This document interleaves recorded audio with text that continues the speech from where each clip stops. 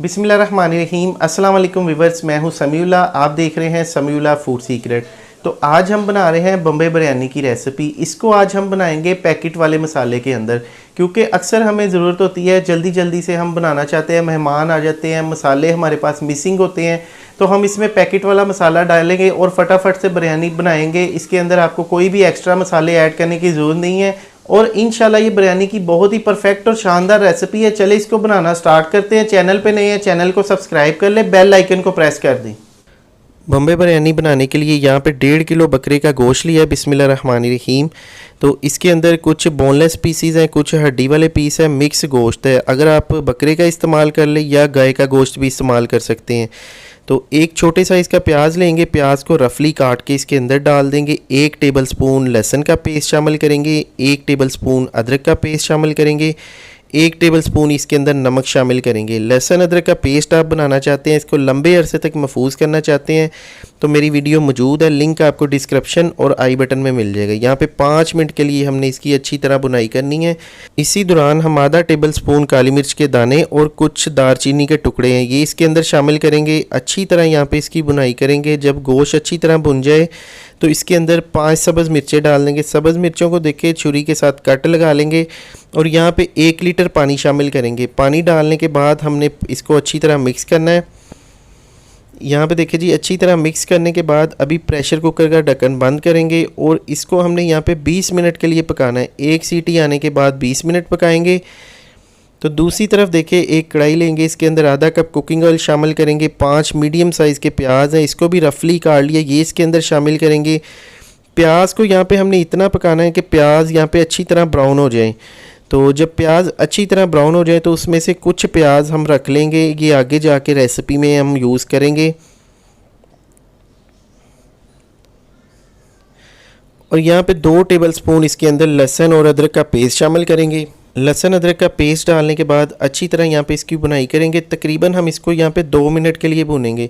2 टमाटर थे, इसको छील के इसका पेस्ट बना लिया, ये इसके अंदर शामिल करेंगे। टमाटर पेस्ट डालने के बाद इसकी 5 मिनट के लिए बुनाई करनी है।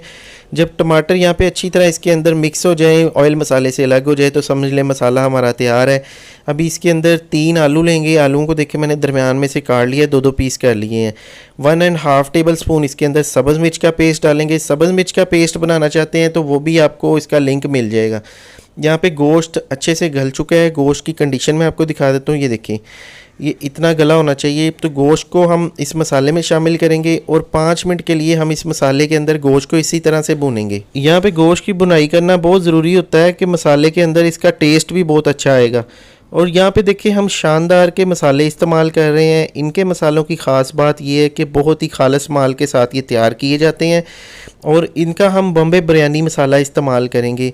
बम्बई बिरयानी मसाला का पैकेट खोलेंगे और ये एक पैकेट हम इस सारी रेसिपी के अंदर डालेंगे। इसके अंदर आपको कोई दूसरा मसाला डालने की ज़रूरत नहीं है। आधा कप दही लेंगे और इसको अच्छी तरह मिक्स करेंगे। आपके सामने मैंने इसके अंदर कोई भी मसाला नहीं डाला, इसकी क्वांटिटी इतनी है। 1.5 किलो मेरे पास गोश्त है, 1 किलो चावल है, तो इसके अंदर ये मसाला एक पैकेट परफेक्ट है। इसके अंदर आपको एक्स्ट्रा मसाला डालने की ज़रूरत नहीं पड़ेगी।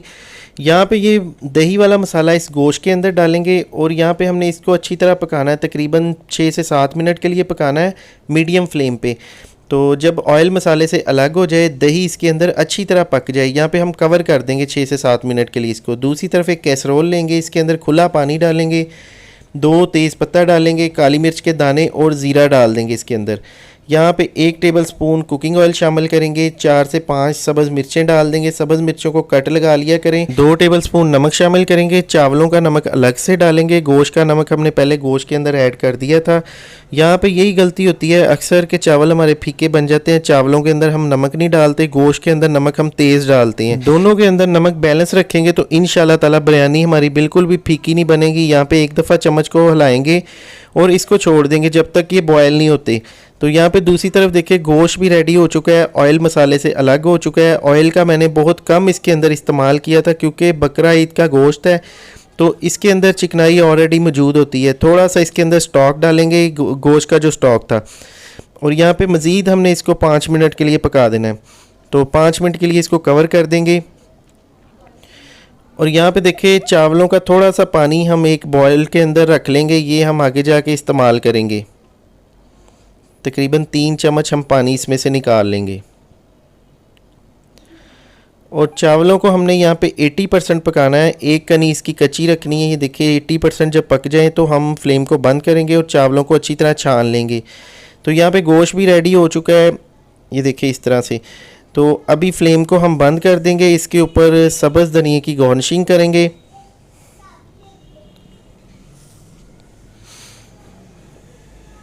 ये देखिए माशाल्लाह से बिल्कुल रेडी हो चुका है। ऑयल इसके अंदर कम डाला था इसलिए आपको ऑयल यहाँ पे नज़र नहीं आएगा, क्योंकि हमने बिरयानी के अंदर बहुत ज़्यादा इसको ऑयली नहीं करना।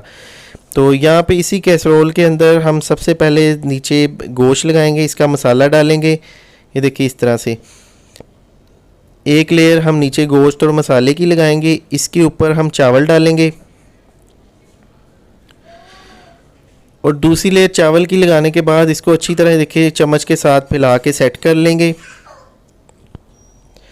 और फिर से हम गोश्त की लेयर लगाएंगे, देखिए इस तरह से। और अभी फिर से चावल की लेयर लगाएंगे। तो इसी तरह से हम 2 से 3 इसकी लेयर लगा देंगे, जितनी आपके पास क्वांटिटी है।